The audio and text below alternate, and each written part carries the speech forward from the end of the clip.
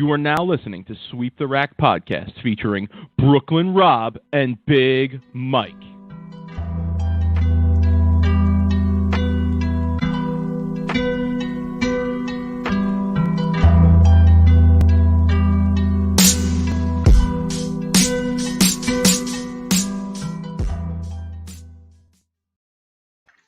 Rob, what's good, homie?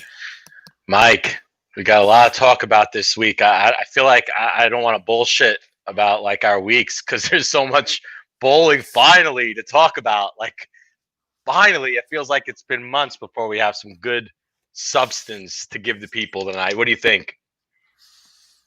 Yeah, I mean, like many hours of bowling to recap from over the weekend, right? Oh, I mean, so much bowling, right? Like, I mean, it was almost like had me Too thinking, would it have been better if it was a little more broken up? You know, I understand like with CBS Sports Network, they probably just said, here's a weekend of time we want to fill it for us. So I get that. But man, you know, if you were able to break that up, you know, throughout a longer span of time over the summer, it would have been like a whole month's worth of PBA entertainment packed into like 5 days. Yeah. I'm still a little bit sour about the weekend bowling. Yeah, we'll get to that later. Let's talk about what we're both sour about. Yeah. The Troop Pete Weber match, which is fresh on everybody's mind and fresh on our minds, because our corp took a big L that match, and I have conspiracy theories, Mike. I have a lot of conspiracy theories that are out there, Mike. Way out there. Let's recap first. I got called out on Twitter by serial caller outer Lucas Wiseman. For being scared to put the information out there about whether we just didn't want to put it out before the show start. We didn't want to jinx ourselves. I ain't scared to say we lost. We took the L. Big L train for us. Okay? You thought you were indestructible for a couple days. But yeah, right. So let's recap in full though. Okay, because we didn't take the L train until the end of the week. So we were able to bet on all of the King of the Hill shows. But first of all, let me say this. Fox betting app, I've experienced it a few times now. It sucks. Okay? Please, I'm begging somebody from the PBA, get involved with DraftKings, please, in some way. Get on DraftKings because they're the leader in that space and they already have it figured out. Like, Rob, we wanted to bet, and the only matches you could bet on were the contenders matches. That was it. So each show, Monday, Tuesday, Wednesday, there were only 2 matches out of the 4 matches taking place for the night that you were able to get bets in on. And this time around, you were only able to bet in Pennsylvania and Colorado. So I don't know what happened with New Jersey, Las Vegas. You're in Vegas. I'm in Jersey. We both thought we'd be able to bet. We couldn't. So I want to start the conversation by encouraging, you know, somebody at the PBA to, you know, either talk to Fox about getting it together with the app and making it a better user experience, or, you know, finding a way to get a leader in the industry like DraftKings involved because they could greatly benefit from that. So, Rob, let's recap here, okay? Night 1, the first match, the opening match was Norm Duke against Walter Ray Williams, okay? Duke was minus 150 in that match, all right? And the Corp, as you referred to earlier, for those who might not follow us on Twitter, at the 215 at Brooklyn Rob, if you want to give us a follow.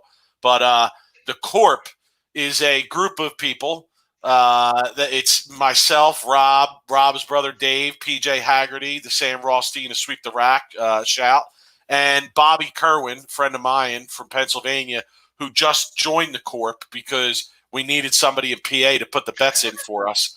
So he got on and he rode the Corp train. So shout to him because appreciate it, Bobby. Yeah, we wouldn't be able to get our bets in, and he helped us out tremendously. And there was a lot of money transferring back and forth, so it was definitely some help there.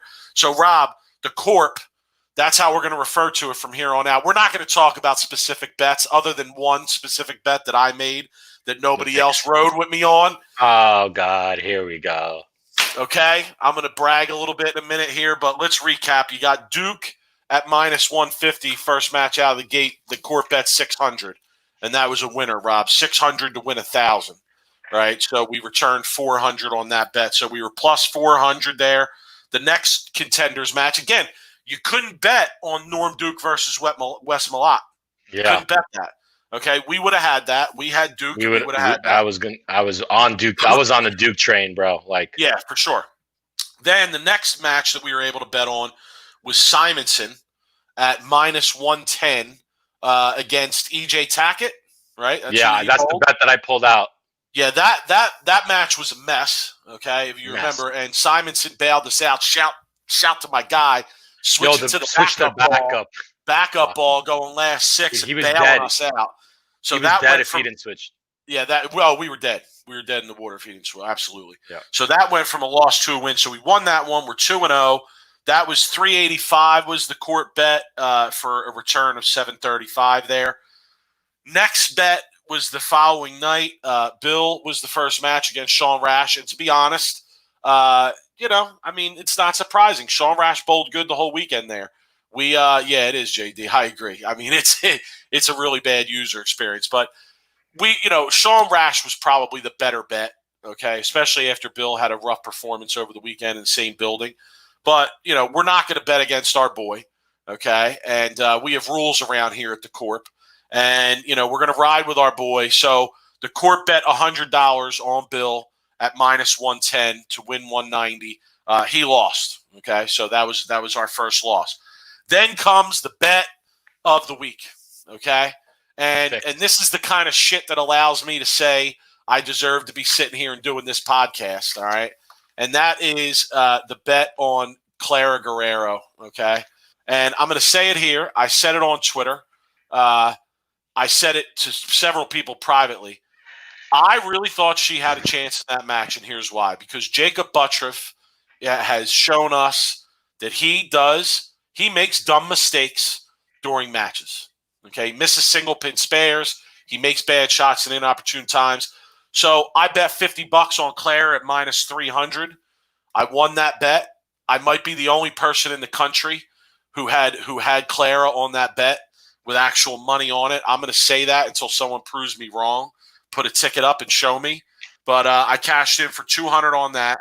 So another win for the Corp. And then Rob, then came the L train. We were all there. We were at the train station. We were looking good. We had a lot of money in the account.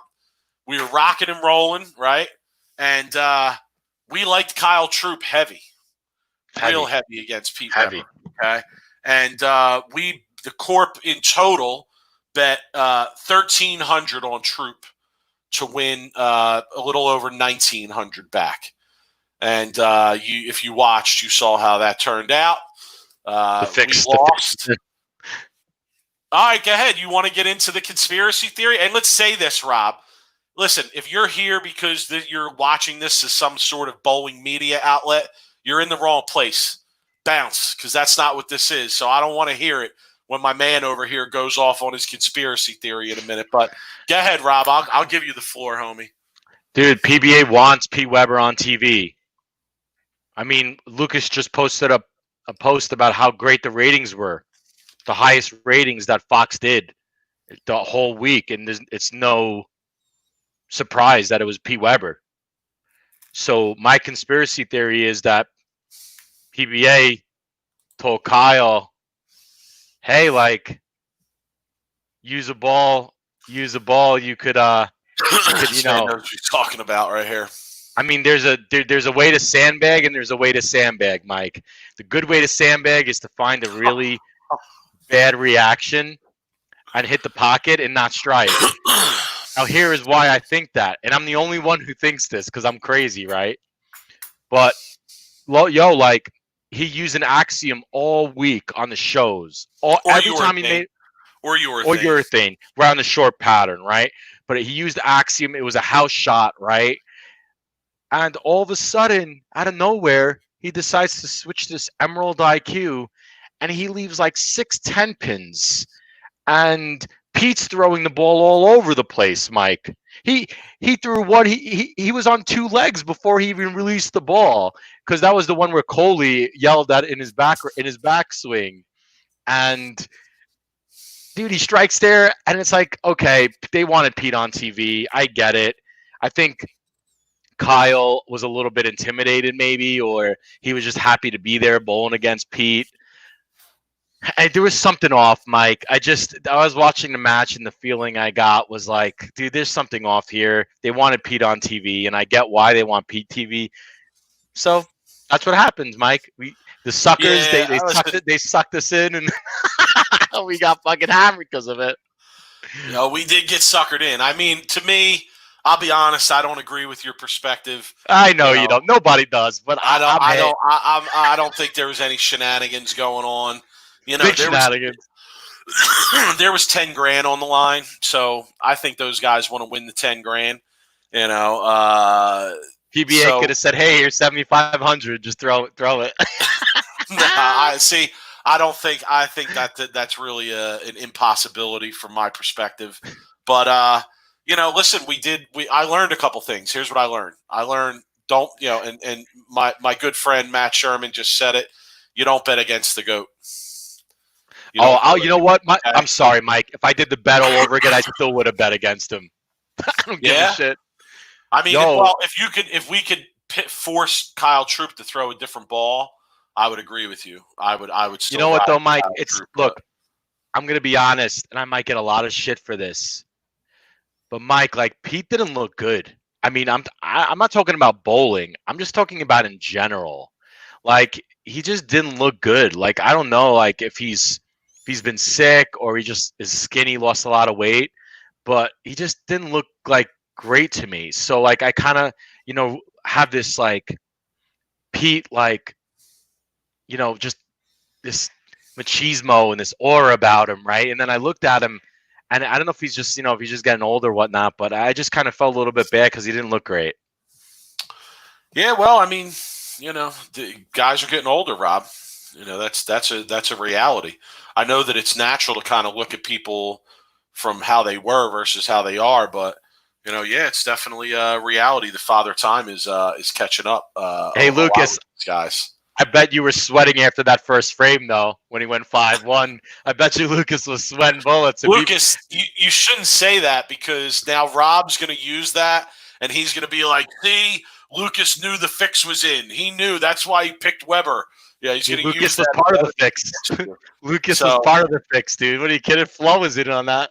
So listen, we're betting on bowling is new. Obviously, it's something new. And Rob, let's say again, it makes it so much better to watch. Oh, 100 times. It's like, oh God, I was sweating so hard. I was yelling. I was screaming. I was running out strikes. I really should have taped myself when Clara won because I was out of control. I was a little out of control. You were out of control. Yeah, but dude, I was running out 10 pins. I ran out like 5 10 pins. So again, betting on bowling really does add to it and make it much more interesting. So I'll say that. But Rob, we're new to betting on bowling, and I consider the Corp to kind of be putting together our Bible of betting on bowling, if you will. And I think we added a couple chapters to that Bible this weekend. And like I said, one of them is don't bet against the GOATs. Okay? I still bet. I don't give a shit what you say. And number 2, and I gotta, they're gonna get mad at me. That's okay though. He's still the Sam Rothstein of Sweep the Rack. You can't listen to PJ Haggerty whenever it comes to anything about the GOATs of bowling because a few years back he bet me that Walter Ray would win 3 more titles, and I don't think he's made a show since then. And yesterday he was heavily against Pete Weber, and Pete Weber came out and was Pete Weber from 1996 and not Pete Weber from 2020. So those might be 2 chapters in our bowling Bible, betting on bowling Bible right now. So yeah, we'll write those down and we'll make note of those, and we will definitely implement those lessons that we learned going forward, hopefully. But this is our second 4-figure loss though for the Corp. So we got to proceed with caution going forward here. Yeah, honestly, like it's all fun, man. Like if I wouldn't be betting if I didn't have the money, so I just think it's a good time. Like there's nothing like running strikes out in your living room, or should I say like flat 10s in your living room and yelling at the screen why he won't switch balls after his second 10 pin, and watching Pete just like, I don't know, throwing it all over the place and striking and not leaving any tens until like the seventh or eighth. So whatever, it's fun. I like yelling. I like cursing. Apologies to Kyle if he heard what I had to say in the house while he was bowling. He probably would never come on the show ever again. But I mean, yo, man, I was like one of those like crazy horse racing guys like that yells at the TV when the races are going. But it was fun, man. I enjoyed it. I wish I could have bet on the weekend snooze fest. That's what I called it. The weekend FS1 snooze fest. I wish I could have bet on that. But I mean, it is what it is. Let's move forward and talk about the weekend's events, right? I know you wanted to get into it, and I know you weren't too happy with the shows, Rob. Honestly, I couldn't watch. I mean, plain and simple, I couldn't watch, and you had to even call your cable company and get FS1 to watch. Not FS1. It was CBS Sports Network. And dude, yeah, that was at bad. My mom's house. It was at my mom's house in Philly. She didn't have the sports package and need it, but dude, I called up. I did get it. Dude, I didn't have it. But here's my thing, right? Like, I don't understand. Like I said, I don't know that like the contracts or what CBS Sports has, what FS1 has, what regular Fox has. But there's got to be some like consistency to the shows and what channel it's on, what time it's on, dude. Remember when bowling was at its peak? Every Saturday afternoon, man, you knew what time, you knew what channel. I kind of feel like right now, like, honestly, this is a weird time, right? So I'm not going to complain bowling's on. But I kind of feel like, dude, CBS Sports is a waste. Those shows were terrible. It was a snooze fest.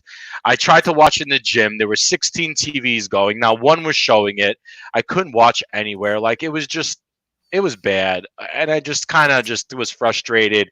And I take to Twitter sometimes when I'm frustrated. So, if you guys, and Flo Bowling couldn't even show it.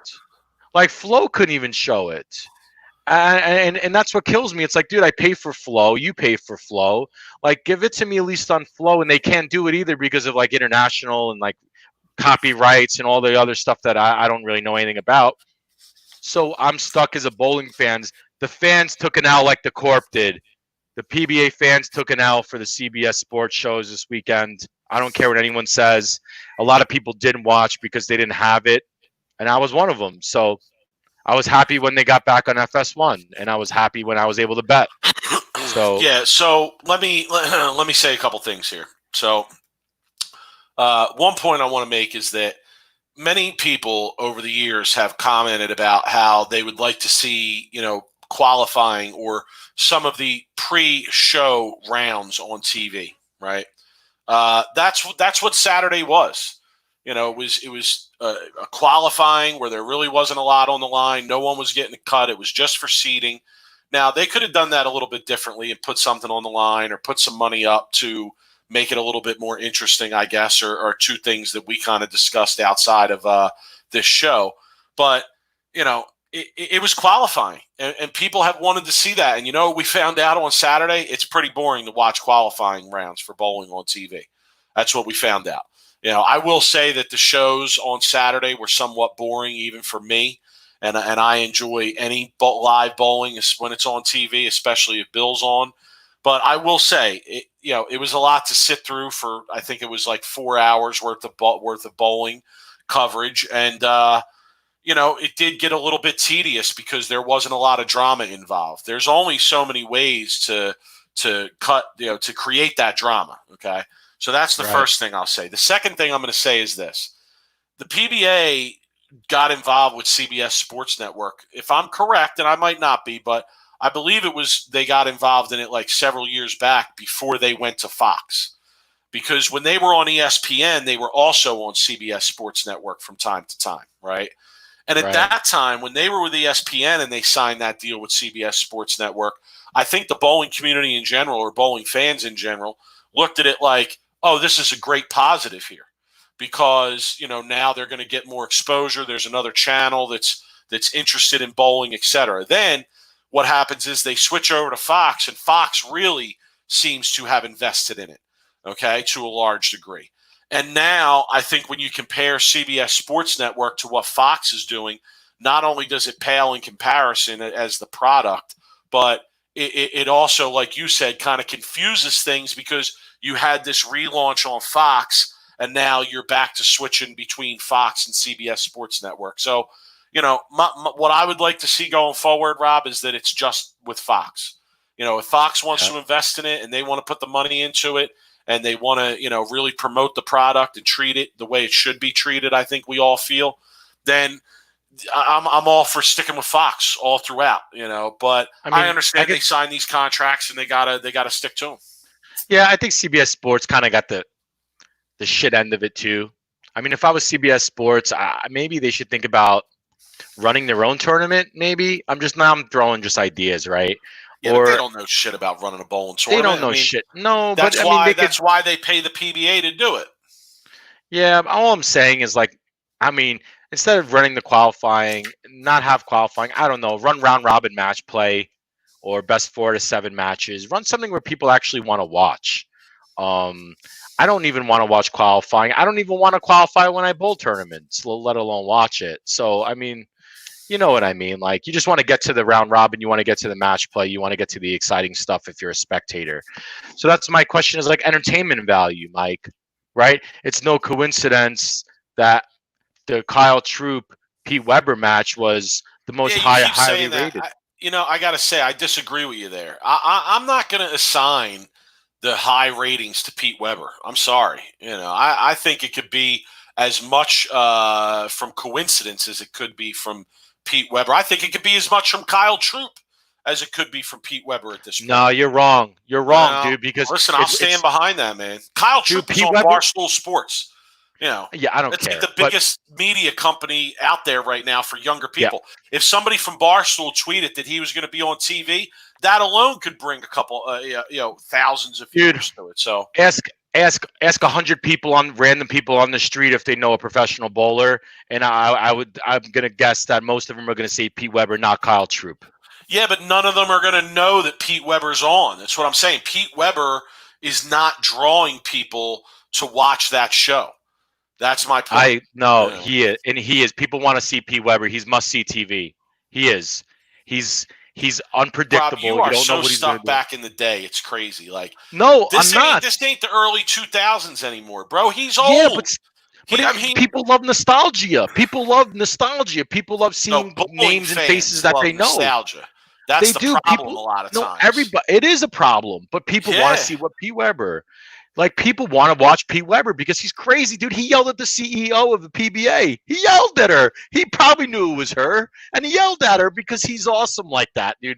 Pete Weber, if he was on every show, everybody would watch because he's crazy. Like, you don't know what he's gonna do, and that's what PBA needs. That, and like, it was sad because look, my last point is when Pete bowled Prather, dude. If Prather had any kind of energy or any kind of like drive or like entertainment value, dude, that match could have been a great match.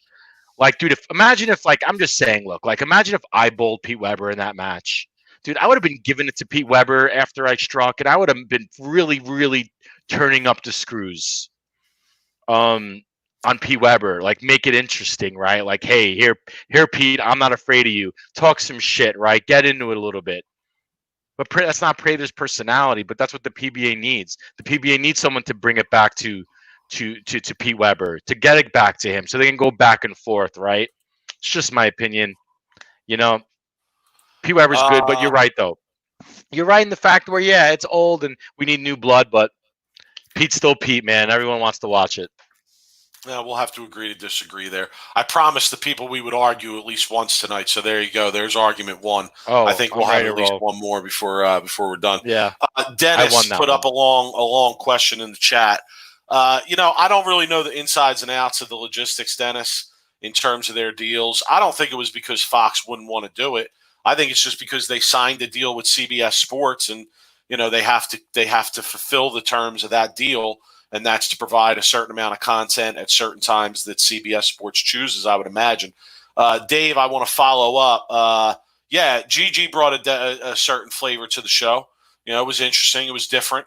I like Gigi. Yeah, but listen, again, like, and this is not again. It's more about the PBA than it is about anything else. I'd rather see the PBA players on there. There's a lot of guys that probably could have used a shot at that money or a little check there. So, same thing with the other event. But Coley's just kind of doing what she wants. She's just throwing pros. I think there was an interview where she was like, yeah, I wanted to see Pete, so we put him on. I was just like, oh, my God. Really? Like, yeah, well, cool, I guess. Rob, can I ask a question, though? And this is a rather serious question for how we like to do things here. But how long can you do that before you really start to alienate or, piss off some of the pros that do think they deserve one of those spots, perhaps? I mean, I'm sure there were a bunch of pros that were pissed. Well, that's what I'm saying. You might be able to get away with it once, get away with it twice here and there, especially given the current circumstances. But, I don't know. I don't know the answer to that. But I can tell you this. If I was one of those bowlers, after a few times, I would definitely start asking, okay, well, when are some of us going to get a shot? Could you imagine some of the bowlers, and I'm just naming names because that's in their area, somebody like Tom Doherty, who lives in Florida, right? Right. Who's probably a couple-hour drive that could have just went down there, bowled, and drove back, not even get on a plane. Andres Gomez is another one who lives in Florida, right? Those are guys that you could probably brought in and bowled, and those are current PBA players. But yeah, I mean, look, my brother, this is right up my alley here. No wrestling comparisons on this show. We know this. Dude, it's what it is, man. Off my screen. It's what it is. It's Pete Weber coming back. It's nostalgia, man. Who do you think you are? I am. Everybody wants to do it, so. I mean, yeah, you're right about that. I mean, we'll see what happens. I don't know, Coley, if she wants to bring who she wants to bring on at certain times, because she wants, I don't know, but I'm happy with the fact that they brought in Pete because, dude, even though we lost money, Pete's still Pete, man. It's still fun to watch. Wasn't that fun last night? No, it wasn't that fun after, but you look back at it, it was a good match with the wig and all that. It was kind of entertaining. Bible of betting on bowling.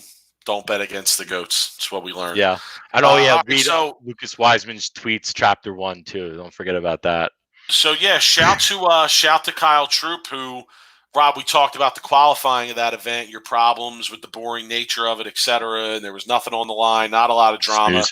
So you go into the next day, and I mean, it was basically 2 step ladders. Did you enjoy that anymore, or what? Honestly, not really. The only really match I enjoyed was the matches that I bet on. I'm going to be honest with you, Mike. See, now I enjoyed the step ladders the second day. I actually, like you said, I was down at my mom's with the family. I wanted to order. I ordered the channel so I could watch it.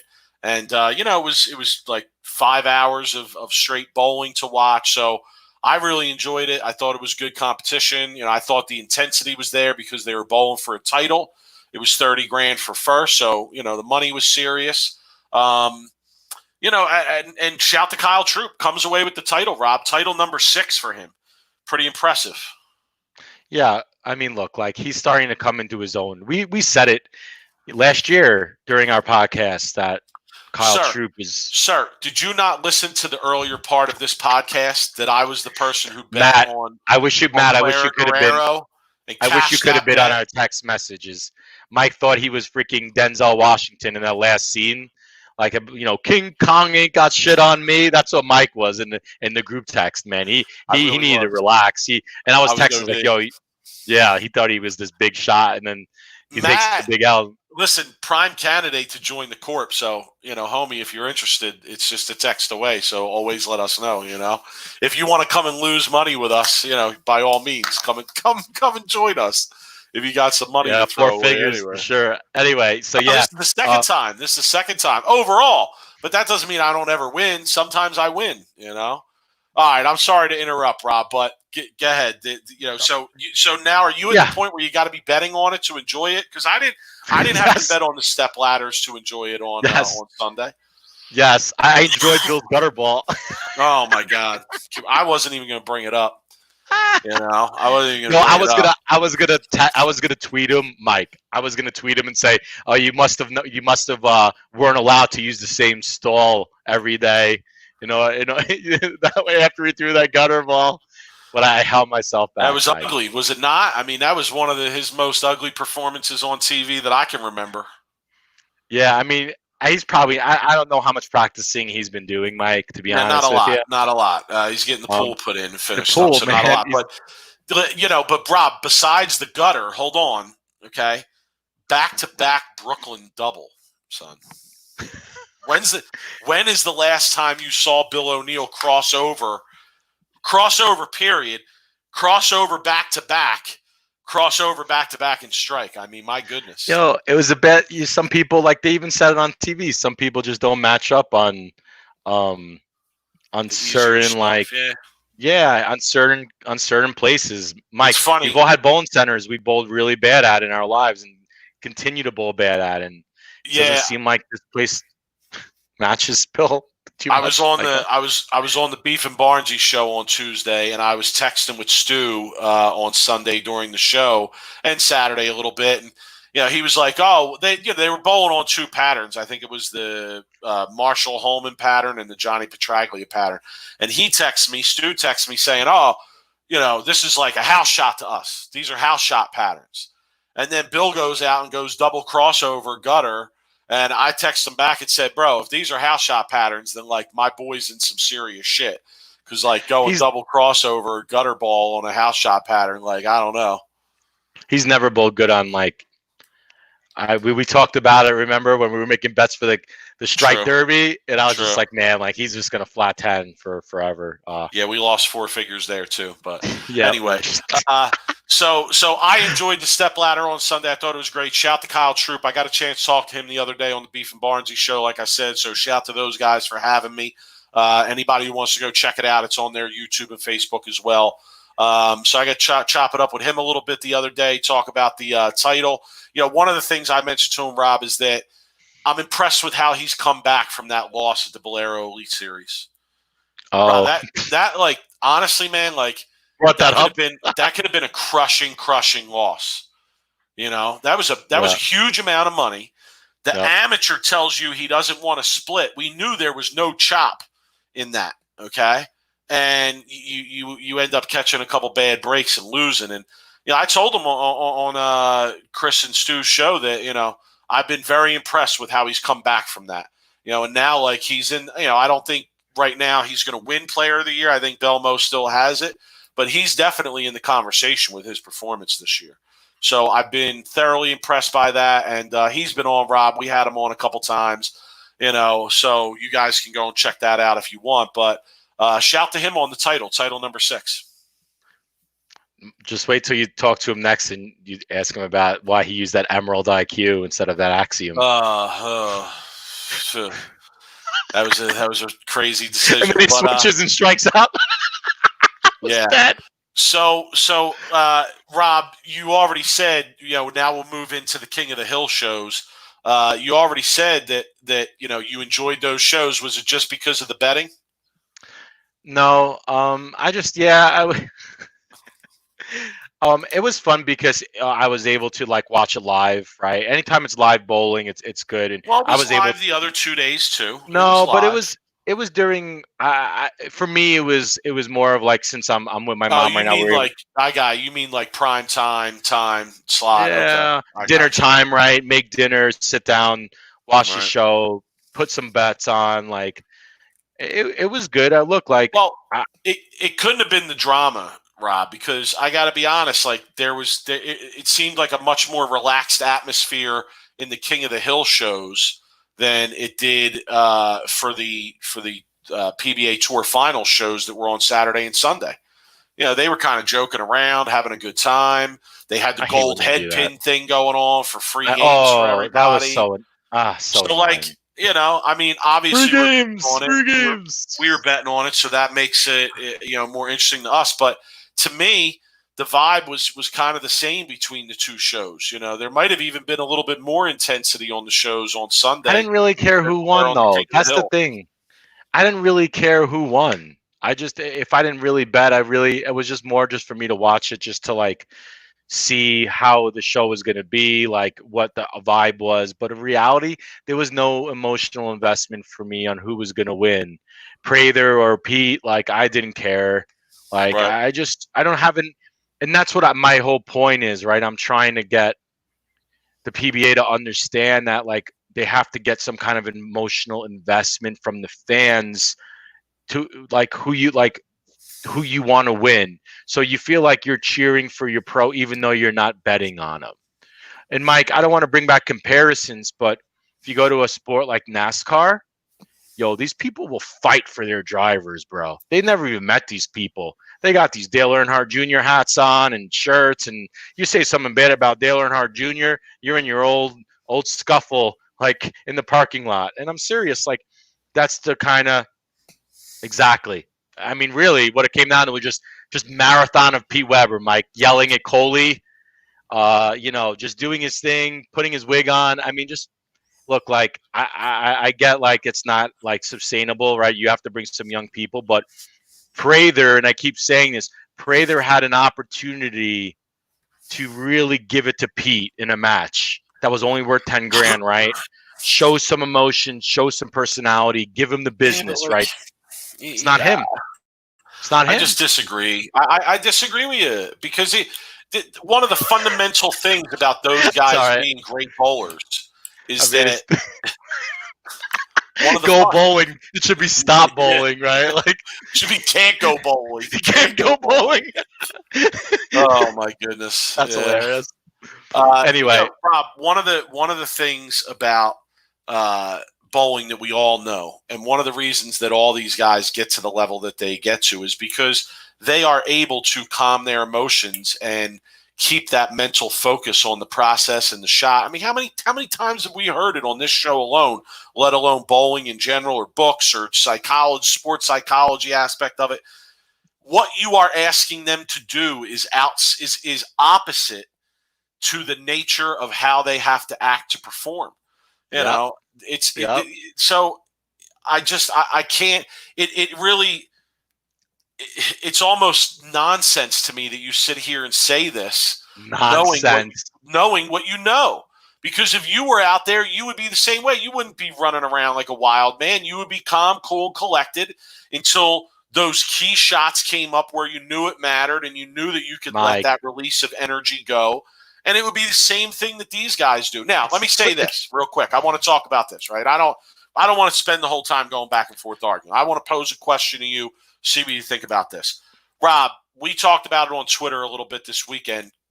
Lucas didn't want us talking about it, but I'm going to talk about it anyway. Chops, Rob. Chops. You know, some people that aren't behind the scenes don't really think about too much, but let's be honest, man. There's a lot of chopping going on in some of these events, I would imagine. Do you think it's fair to say that? Yeah. I mean, it would be stupid if these guys know each other. They've been friends for years. I would imagine like someone like Bill and Rash, if they were in the finals and first place was 10 grand and second place was like nothing, or maybe 2,500, I'm sure that they would throw a little bit of chop. So let's use that as an example, right? So Rash and Bill bowled each other, okay? Mm-hmm. The king match was 10,000, right? Mm-hmm. You figure that first match was probably somewhere between 3 and 5 to the loser. Would you think that would be fair? I guess they didn't even say, right? So I mean, no one really knows. They didn't really mention the prize money at all. So let me say this: like, if there is that kind of chopping going on, right, then that's going to take away any kind of drama or reason for these guys to really get into it to begin with. Right. And with the current state of the financial game of the tour, I don't think you people understand how big chopping is in a part of a game. And let me say this, like, it has to be, because these guys have to guarantee themselves a certain amount of money to be able to go and bowl some of these events. So if they get together with a group of 3 or 4 or 5 guys that they think are the elite players in the field and decide to give themselves more shots at less of a top winning prize, but still a piece of the top winning prize, that's something that goes on the regular. And, you know, that to me, that takes some of the drama out of it too. So you could say whatever you want, Rob. Like, the drama is created by 2 things to me, either the fans or the money.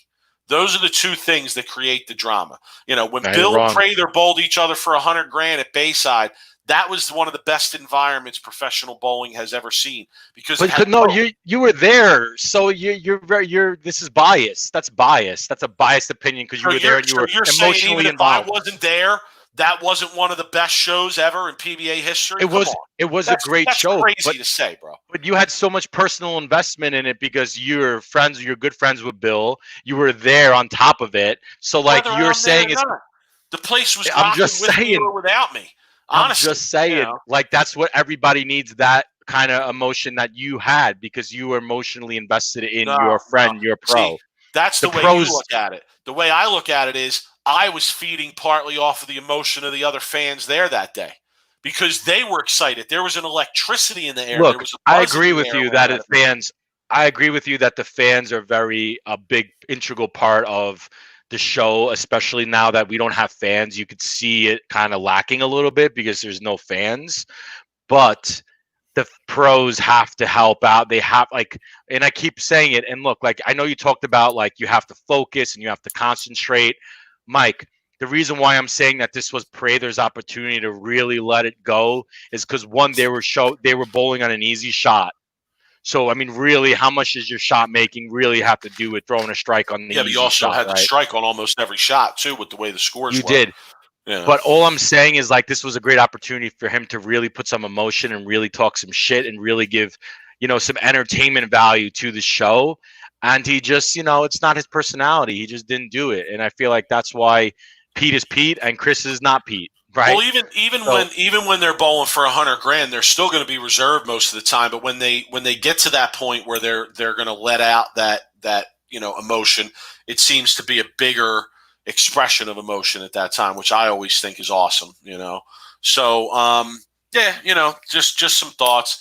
Obviously, like you said, betting on the shows made it a little more interesting. Rob, we're not going to get into it too deeply because we're already taking up a lot of time here tonight. We'll reserve it for another show. But Prather's got our boy's number, man.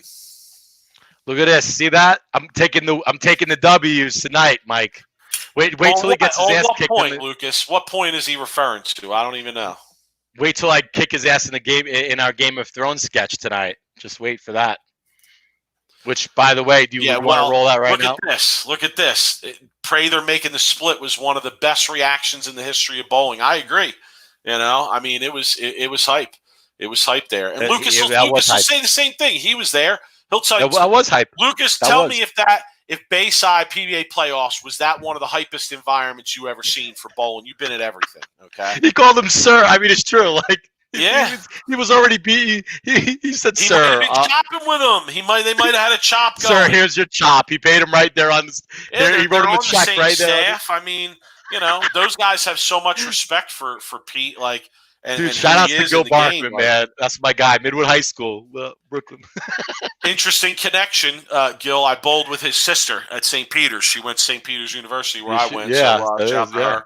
And she was a friend from back in the day. Good female bowler, actually, from back. Dude, great bowler, man. Back in the juniors, yeah, absolutely. Could roll with them too, for sure. All right, so we kind of did our wrap up of the shows, right? We're going to leave it at that.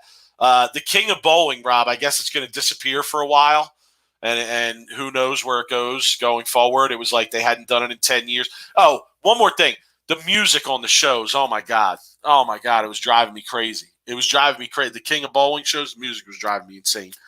It was like just background music, no identifiable music. Crazy. Drove me nuts. Don't want to have that again. But we'll leave it at that. They don't want to pay the copyright. We'll look for where the king of bowling comes up again. We'll try and see it. Mike, speaking about kings,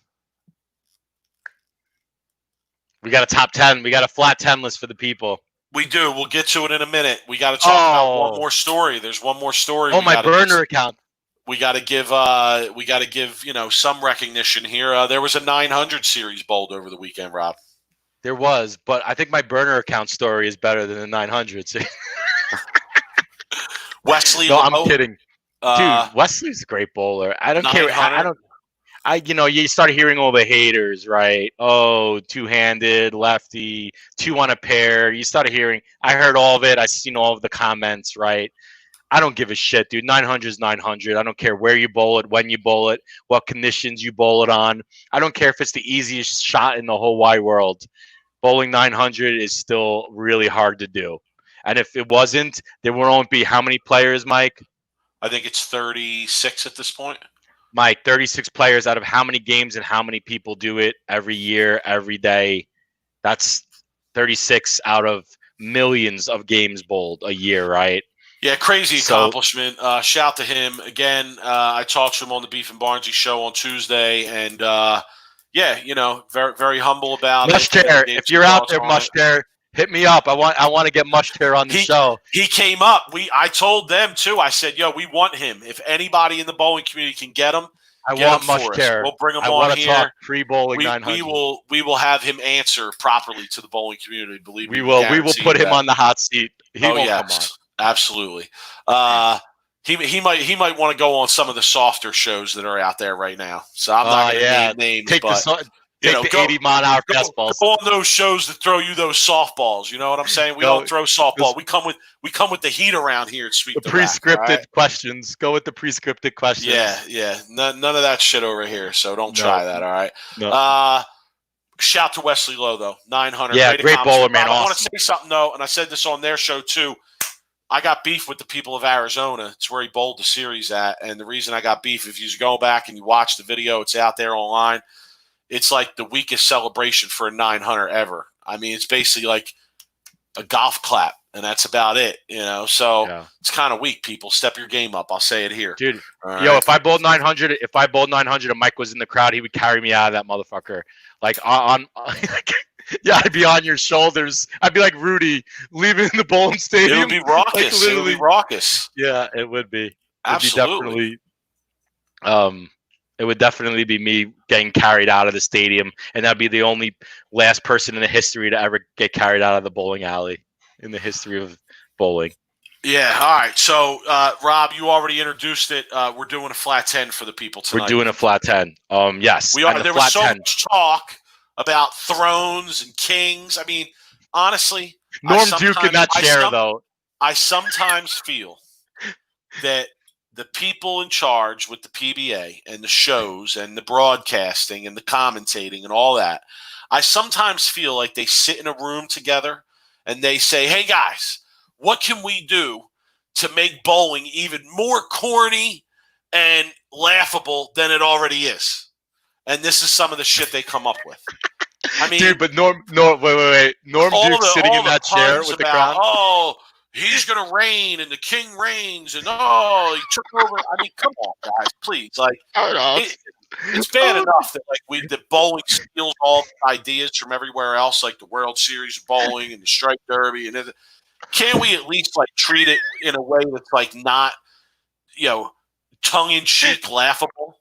I'm serious though.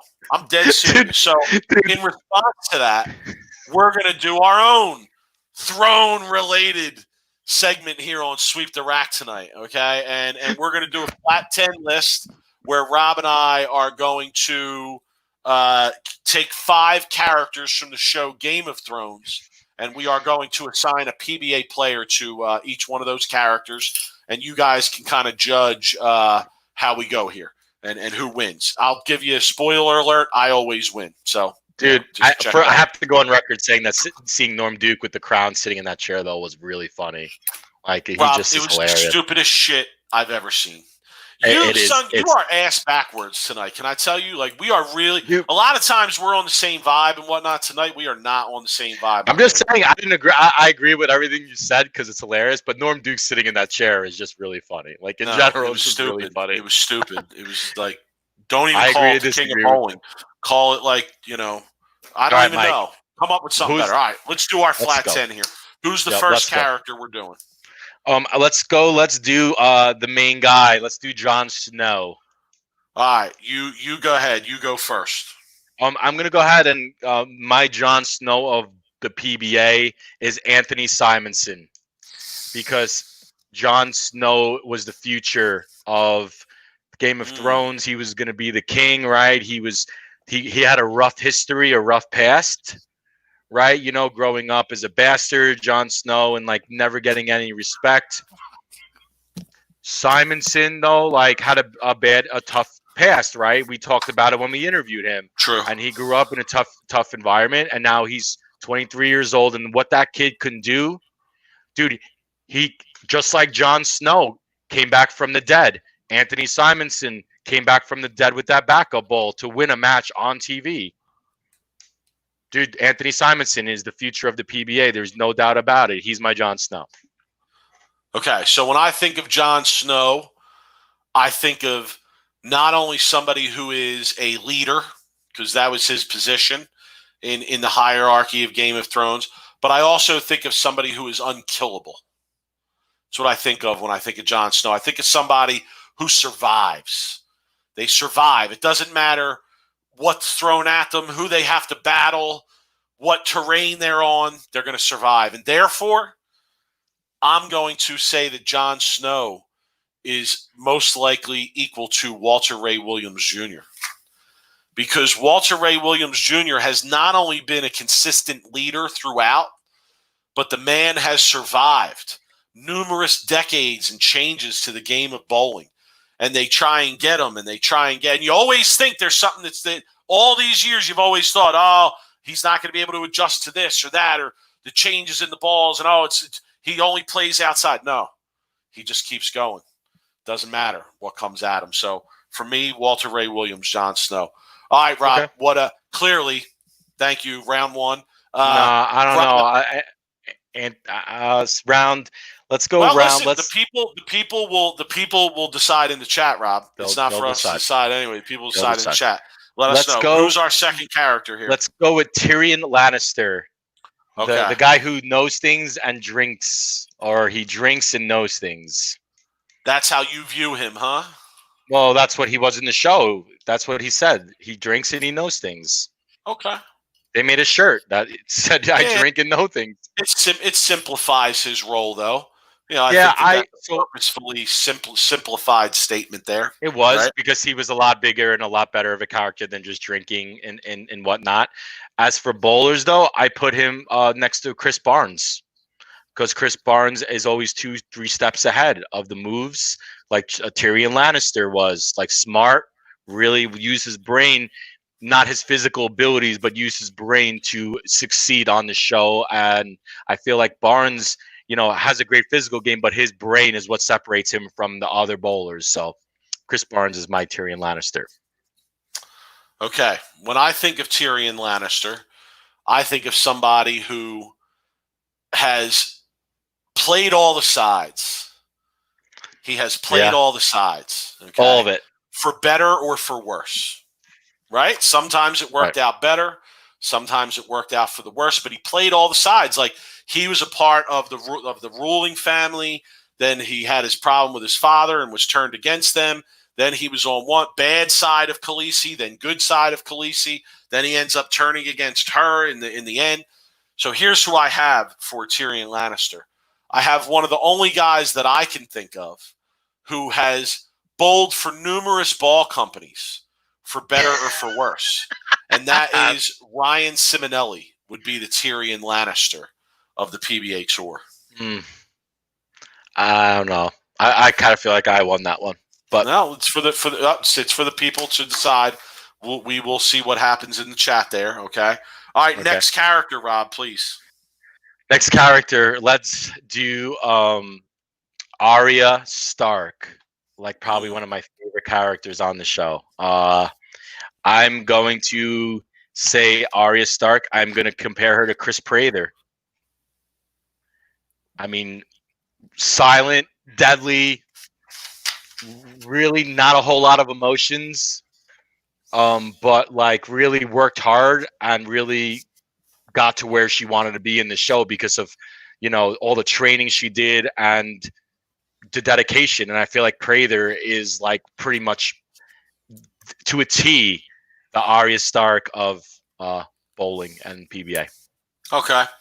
When I think of Arya Stark, I think of somebody who is just a straight killer. Yeah. has ice in their veins, Ice. is trained in the art of killing. They only do one thing, but they do that one thing really well. Okay? Arya Stark is not a leader. She's never going to be the queen. She's never going to be the head of anything. She's a straight killer. She does that one thing well. So I'm going to tell you who the PBA player is who most represents Arya Stark, and that is Jesper Svensson. Straight killer who does one thing well. Don't expect him to do much else, but man, if you need him to be the killer, he'll be the killer. Okay, so we're the same point because Prather and Svensson are really the same type of bowler. They really are. If I were you, and I shouldn't be arguing for your analogy here, but if I were you, I would have played the Chris Prather versatility to the Arya Stark versatility of being a house of many faces and like being able to disguise herself. And Prather, he could do a lot of different things. He could play him straight. He could play him in. He could, he's very versatile. She was very versatile, but that, not really the way you went with it, but that's okay. All right, next character. Let's go. I'm clearly winning. People hit the chat and tell us who's ahead here, please. No, I think I'm winning this one. Rob that I am annihilating him in this game. Go ahead. We're gonna do the Dragon Queen. My one day my wife Khaleesi the Dragon Queen. My Dragon Queen is actually Sean Rash. And just because of the fact where Khaleesi was very well liked, right, by her people, but she was very misunderstood by a lot of other people. And I feel like Sean Rash has that same type of like personality where he's very liked among his people, his peers. He does a lot of good things for his like community. He's involved in a lot of charities, but it's easy for him to turn heel in a second, which he did on, against Belmonte, at the whole that deal. And he can get very emotional very quick. So I kind of feel like he has the same like. Yeah, you know what? I'll give you that. That's a pretty good one. That's you surprised me there. I'll say. Oh, look at that! I'm surprising Rash, you. I'm surprising Lucas. Khaleesi was also the kind of person where if you were with her, you were very loyal to her. But if you were against her, you hated her with a vengeance. And a lot of people feel that way about Rash. You kind of either love him or hate him. All right. I got a good one here, though. I got to be honest. Okay. I got a good one. I kind of went in the same way. Like, Khaleesi is somebody who has all the power, right? She's absolutely one of the most powerful ever, okay? But at the same time, she has that side of her where she could snap and shit can just go wrong, And when I think of Khaleesi, there's only really, to me, one bowler that fits that, where they're amongst the most powerful, the greatest to ever do it, but they're also a little, you got to be careful, and that's PDW. I mean, Pete Weber is the Khaleesi of the PBA Tour. You don't know if he's going to use his dragons for good or for fire. Like Coley Edison caught the fire from the dragons last night. Oh, he did. He did. When he got suspended for some shit in his career, that fan caught the dragon. But there's also a side of Pete where people love him, and they understand him. He's, again, misunderstood, but people understand him that love him. So that's a tough one. I'll give you a draw there, Rob. That doesn't happen. Oh, you're going to give me a draw. Oh, God. Okay. Mop shit, but, The last one we have is the Queen, Cersei Lannister. I got you here. No. So my Cersei Lannister, and I'm going to go, and it's got to be Jason Belmonte. And the reason, I'll tell you why it's Belmonte. Because, one, they're very family orientated, right? Cersei Lannister is very family orientated. Two, she would do anything she could do to get to the top, right? And she was on the top. And Belmonte is, he's done some things that, maybe are questionable on his time in PBA and the shows. I don't know about that. And look, Cersei was on top for how many seasons as the Queen and running an Iron Throne. She was on top for almost half the show. So Belmonte is the best, and he's on the throne right now, in my opinion. So I'm gonna, and Belmonte has a little bit of a little bit of an edge to him too, and Cersei had an edge. So that's kind of what I thought about. Did you already use Chris Barnes here? You did, right? I use Chris Barnes for Tyrion Lannister as being the brain. All right. So let me say this. Chris Barnes is Bran. Okay, he's the all-seeing eye. Right? You walk into a bowling alley, you want to know what lane hooks more than any pair in there. You ask Chris Barnes because he already knows. All right. So if we would have went there, that's where I was going with Barnes. All right. But Cersei Lannister, you hit the nail on the head, Rob. You had the right way of thinking, but you have the wrong pro bowler. Okay. The thing about Cersei Lannister is that she will go to any length to win. Right. She will do anything she has to do to win. Yeah. It doesn't matter. Belmonte. It could be something that no one else would ever think of, but she'll go to that length to win. And there's one bowler that comes to mind that will go to any length to win. They'll do whatever. They don't care. It just doesn't matter. If they got to do this, they're going to do this, and they're going to win. And that's Anthony Simonson, son. He doesn't care if he's got to throw it back up, straight up, hook the lane, loft the lane, urethane, plastic, whatever. Doesn't matter. My man is going to get it done. He's going to find a way to win. He's going to beat you regardless of what he has to do. If the right side of the lane breaks down, you never saw somebody throw a backup ball and beat your ass? He's going to throw a backup ball and beat your ass. Do whatever he's got to do. And that's, to me, what he is becoming known for. So Cersei Lannister, Anthony Simonson. I think I took that one. I think Belmonte is Cersei Lannister. There's no way around it. I don't know about that. Anyway, all right. So that's another edition of Flat 10. We hope you enjoyed, and let us know in the chat who you think took that and who you think won. I think Rob shut off my access to the chat messages here because I haven't seen any pop up. People must be saying I won. So I'm seeing a lot of them. I'm seeing a lot of them come up. I'll start posting them. Let's see. Rob up 2-1. Rob won round one. He's only going to put up the ones and say him. Yeah, I know. I'll check it later. But you got some Mike 1-0. You got we're tied here. You know, hey, look, you got some, but there's a lot more for me, Mike. I'm having a good night here. Lucas even said I was having a good night, so I got the momentum. Rob, we're going to keep it moving because we have a guest to bring on, and they've been waiting for a while. We're going to wrap the show with a guest tonight. So sweep the rack, wheel of answers, Rob. Let's go. Bring it up. You want to do it right now? Yeah, let's bring up wheel of answers. Let's spin the wheel of answers real quick, and let's provide people with some answers here. And then we'll bring on our friend here, and then we'll wrap it up, okay? Okay. All right. You got it. Sweep the rack, wheel of answers. Wheel of answers on Sweep the Rack. This is where we spin the wheel. Whatever comes up, we give you an answer about it. We've covered some of these, so, we might have to spin it a couple times here, but let's check it out. No, we did that one already. We did that one. Spin it again. Wheel of answers. Ooh. Good one. Go ahead. Let's go. Best tryout story. My best tryout story. Oh my God. There's so many. My goodness. Did I tell the story about how I got kicked out of that tournament and I almost flipped the table? And yeah, I already told that story. That was a good tryout story. No, but if it's your best one, then tell it. Okay. There's probably people out there that didn't hear it yet. Yeah, I was bowling a junior tournament back in the day, and it was like the match play practice session, and I threw the ball when they said to turn the lanes off for practice, and my ball hit the rack. And when my ball was coming back, the tournament director came over. He told me to pack my shit up and leave. I was disqualified. And I was like, for what? He's like, well, you threw the ball at the rack. I'm like, I was throwing my last shot, and you were announcing when I was in my backswing. And I said, I don't give a shit. Pack your shit up and leave.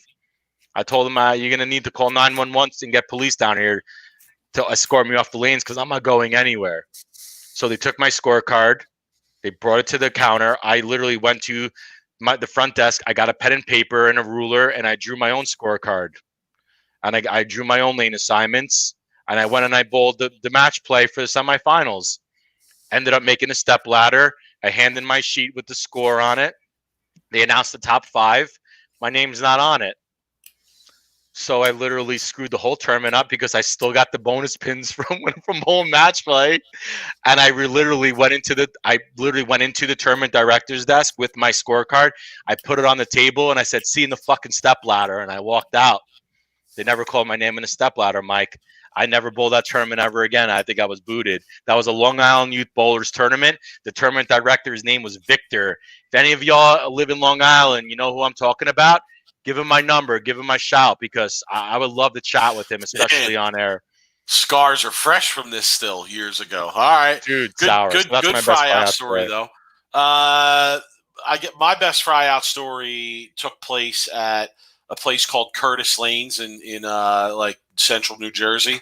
It's kind of around where I live now, but I used to go there and bowl action with Joey Pants, and they had these sweepers on Friday night. So we would go and bowl the sweepers, and then we would bowl action. And we often bowled against like the same people. It would be a doubles match, me and him against two other guys. And, you know, we thought, you know, at the time, like we were clearly thought we should have been beating these guys all the time. But, you know, we were bowling on easier stuff. And once in a while they would get the best of us. This one night, I don't know exactly what happened. I think I left a 7-10 or something to lose.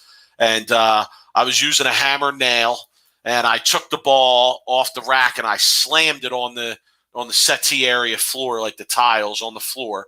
And the owner of the bowling center was there watching us. There weren't too many people there. So the owner of the bowling center saw me do this, and he went and took the ball that I smashed on the floor, and he took it and threw it out the front door into the parking lot. And it like rolled all through the parking lot, like down into this wooded area. And I didn't really care. Like, it was like, whatever. I had a ton of bowling balls. It was just another ball, whatever. So I was still pissed off though. I went outside, and I had my bowling shoes on when I went outside. I remember kicking my shoes off up into the air in the parking lot. One of them flipped up into the air in the back of my car. I had a Jeep, and the back of it was open. And I caught it in the air, and I just threw it into my car. Well, it flew right through the seats, right past the back seat, front seats, and it smashed the rear view mirror on my car. Totally broke it into like 100 pieces. So the fry out cost me a bowling ball, and it cost me a rear view mirror. And yeah, so that was a rather expensive fry out, but a funny fry out nonetheless. I did get the bowling ball replaced by the owner. I didn't ask him. He just felt bad and ended up getting me one, and told, you know, got word to me that I could come and pick it up or whatever. But yeah, a little fry out story for you there. Lost a bowling ball and a rear view mirror in about 10 minutes time. All right, Rob, Wheel of Answers. Love it. We love the Wheel of Answers around here. All right. We got a guest to bring on quick. We're not going to keep him a ton of time. He just wants to come and give us an update. It's a regular guest, Rob. It's somebody we've had on before. It's my guy, young man, Greg Tack. Tack, what up? What's going on, man? How are you? What's up, guys? How are you both?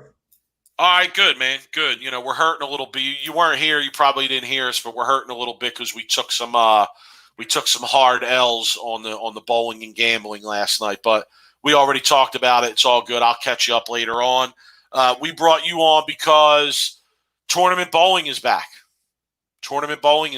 And tournament bowling came back to New Jersey last weekend. You ran an event. You told us about it the last time you were on leading up to it. Tell us how things went. Things went really well. I'll say that we had some things in place like safety regulations, and we got them all done. Everybody was cool with it. They had water bottle at the bowling alley for $1, and that was fine. They said, hey, that's okay. If it gets us bowling, we'll do whatever we got to do. The biggest thing was with the masks. You had to wear the mask basically the entire time while you were in the center, and people did that, and it was really great. And we had 99 entries was the official count. Mask even when you were bowling? Mask, you got to pull it down, but you had to keep it on your face. Okay. All right, fair enough. I guess the general consensus was people were happy and everything went smoothly. People were happy. People thought that they could come back safely. The people that were actually going to come back to bowling that wouldn't have come back to bowling, I felt like they came back to bowling. I felt like our restrictions are, I wouldn't call them restrictions. I'd say our regulations, our guideline. Your safety precautions. Our safety precautions were amongst the most strict of the ones coming back. Rob, I know you want to ask a question. Go ahead. Did anybody? I wanted to ask Greg off the topic if he's been practicing. So when I come to Jersey, you know, if he's been practicing, he's going to take that beating we talked about last time. Oh, But absolutely. Greg, Rob's back. I'm ready for Brooklyn Rob. I want the smoke. oh my God, dude, I'm throwing it good right now. I changed my pitch and my thumb. Woo, you don't even know. When I start bowling good. Tonight. I shot 750 in league tonight, and I had an area about this big. Doesn't matter, because once you go heads up, you're gonna get it smoked. You bowl 800 in league every week. You go against me, and it's gonna be a lot of shit talking, and you're gonna be like Kyle Troop, and I'm gonna be Pete Weber. That's what's gonna happen. I'm gonna get it right in your head real quick. Are you gonna bring a wig with you? Are you gonna bring like a pattern wig? Or are you gonna like mock my 1-to-1 patterns? You're gonna say, "Oh, look at this flat line, Greg." Oh, yeah. Let's talk about that. They were bullshit. Yeah, Greg, I saw the scores over the weekend. They seemed to be pretty tough. Yeah, they were tough. I made them 2-to-1 though. They were not my hardest pattern at all. The bowlers are rusty coming back. So I said, let's give them a little break, but they treated it like it was a 1-to-1 pattern. Some of them didn't know how to play the pattern, but that's okay. That's a part of the learning experience, and that's the whole point. Yeah. Would it be fair to say that the field was made up of a lot of younger players? When I look through the names, that's kind of the vibe I got. There were a lot of younger players on the field. Okay. All right. So that doesn't surprise me. I think the younger people are probably, more likely to come back quicker than some of the, middle-aged or older people like myself. We had a decent amount of seniors. I must say we had a decent amount of seniors. 2 made the finals. We had a senior division. We had 10 in it, and it was good. People were following the rules, and I felt the seniors must have felt safe because they came to bowl. I saw Anthony Pepe was there. I saw Matt O'Grady was in the field. Two of the stronger names in the field. I saw Alex Cavagnero was in the field. Alex Cavagnero, he couldn't come at the last minute. But Matt O'Grady and Anthony Pepe were there. Matt O'Grady was the leading qualifier in the 1 o'clock squad, and then both of them didn't make it out of the first survivor round. It was really tough. There were a couple pairs that were just really, really tough, and they both hit them. So they. Yeah, I saw the scores. They were pretty low. So look at the draw. Who won, Greg? Andrew Dukowski won. Okay. Shout out to Andrew Dukowski, former William Patterson bowler, good guy. Affiliated with Chris Fisher's Pro Shop, I believe, too, Rob. That's my guy, Premier Pro Shop. Premier Pro Shop inside Majestic. Andrew is definitely a guy who you see there, too. Fish. Go see my boy Fish. Tell him Brooklyn Rob sent you. So shout to him on the win. Greg, you're back at it this weekend. We're back at it this weekend at Carolee. We're doing a similar event. We already have 80 entries this weekend. And Big Mike's not one of them, right? Big Mike's not one of them. No. I'm not ready yet. I had a phone call with somebody today, and I just said, it's a hobby to me. Like, it's not something I'm going to rush back into. First of all, I haven't thrown a ball since March. So if you think I'm going out and bowling against an O'Grady when I haven't thrown the ball since March, I might as well just show up, give them my money, and leave. Okay. Now, Mike's going to be Mike's going COVID minus like 319. Oh my God! Yeah, I know. I'll be COVID minus. Yeah, you're right. So, listen, I got to practice first before I show up to some events, and I haven't even gotten out to practice. I'm hoping to do that in the next couple of weeks. I'm excited to get back out and practice a little bit. Hopefully, can get some patterns put out and whatnot. But listen, Greg, congratulations on coming back, man. We're happy to hear that bowling's coming back, so that's why we wanted to bring you on. If anybody's local and you're looking for something to bowl this weekend, he just told you he has room. He's got precautions in place. He's running various squads, limited people on the lanes, etc. So if you're in the northeast section of the country and you want to bowl something competitive this weekend, hit up Greg, New Jersey Sport Bowling. Check him out. He's doing big things. And Greg, good luck this weekend. I hope things run smoothly again, just like they did last weekend.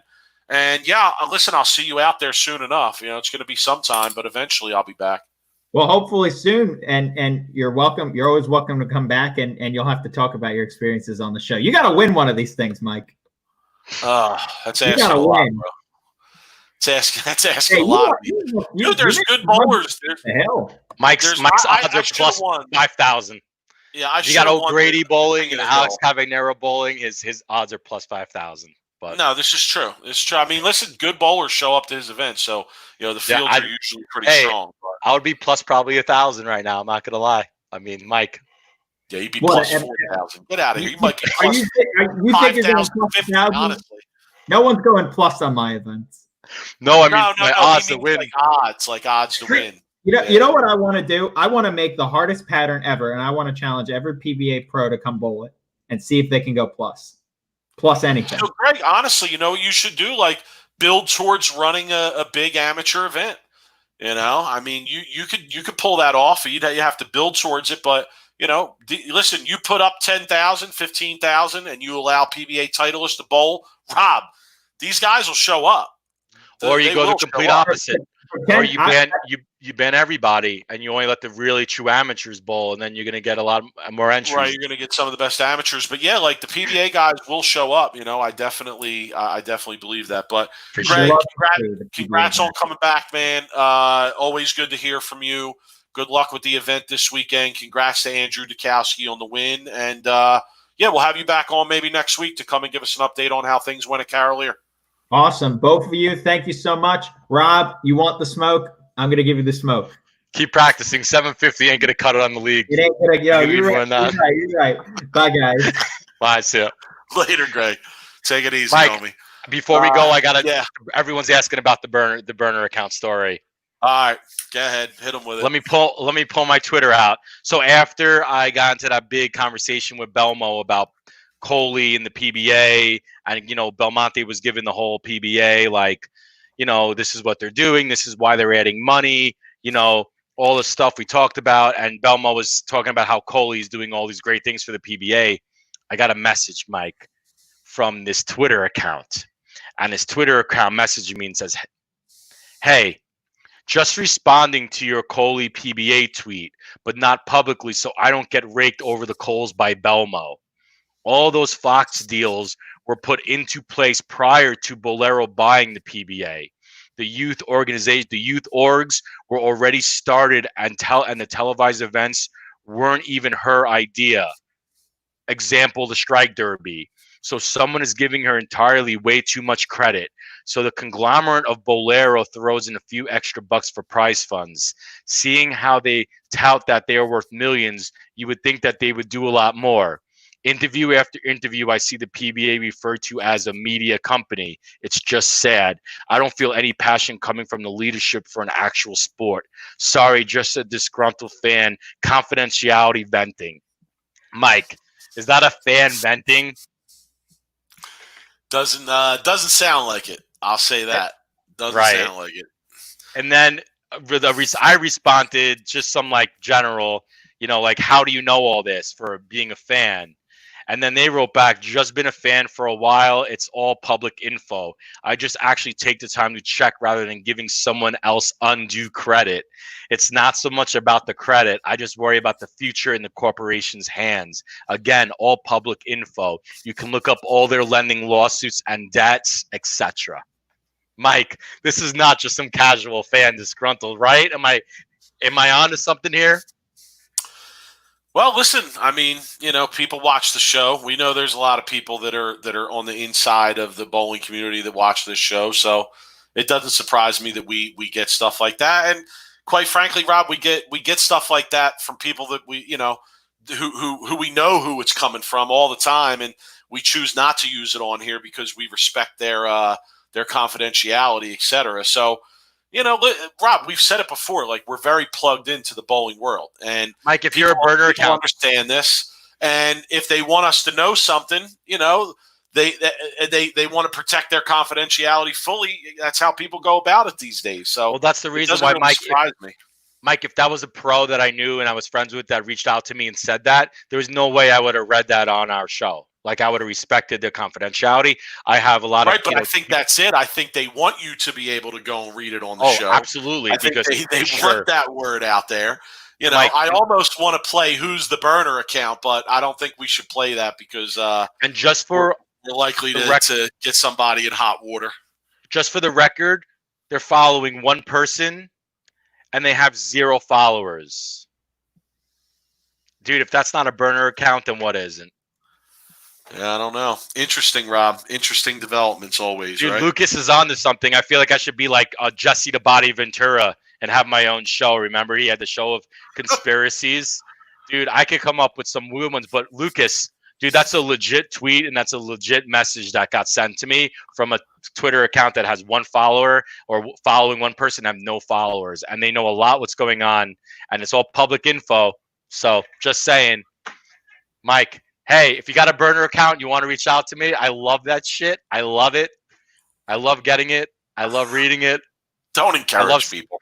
I love Reach out starting to us shit. as your real self. We will protect your confidentiality. We promise. But if you're a Reach burner out. account, I'm not use it protecting. on the show. But if you want us to know something, sweep the rack at Gmail, man. We say it all the time. Hit us up. We ain't that hard to find. And you could ask our friends in the bowling community. We're trustworthy people as far as that stuff is concerned. We might not be trustworthy across the board, but as far as that stuff is concerned, we're all right. Rob, we got to wrap things up, right? We got to wrap up. We kept the people for a long time tonight. We're almost in overtime here. Pack show. We had a lot to talk about. Bill's winning cheetah at the moment. Bill's win when you guys were in the crowd. That was a good one. That was a good one. Special guest co-host Jersey Jeff Butler in the crowd as well. So me and him were hype. Yeah, I deserve some of that title, by the way. I was in all their opponents' heads while I was in the front row. I was talking so much shit, dude. I was in everybody's head.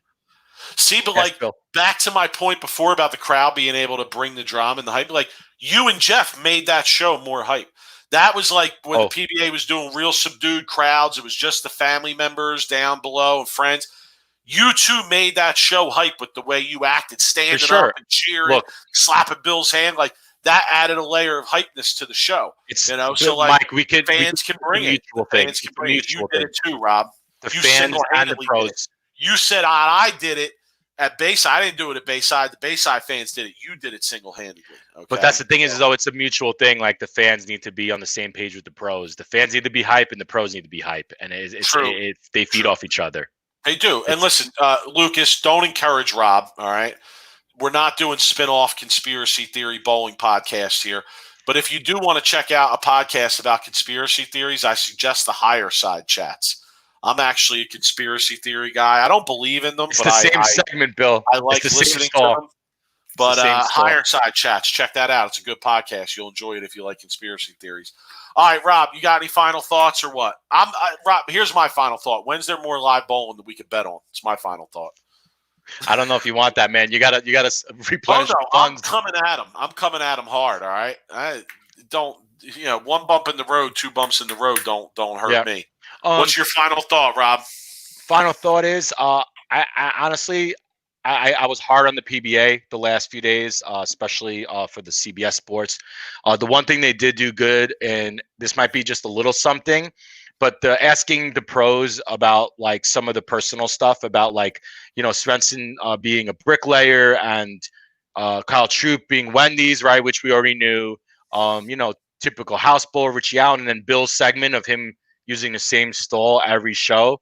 I think that's a good start to what I'm trying to get at when it comes to PBA and the fans trying to really get to know these players. I feel like they need to expand on those segments, and even if they have to cut out a match on a show to give that time to get to know the players, I feel like that's a good start. I kind of want to give a shout out saying that's a good job, and I want to see more of that. So that's my final thought. All right, fair enough. Yo, Rob, we appreciate everybody joining us. Check us out on social media. Tweak the Rack across the board. The 215th on Twitter. Rob's Brooklyn Rob 11. Brooklyn 11. Rob 11 on Twitter. Check him out. Check us out. Burner counts. Sweep the Rack at Gmail. Hit us up there. And, we'll check everybody out. All right, guys. Take care. Later.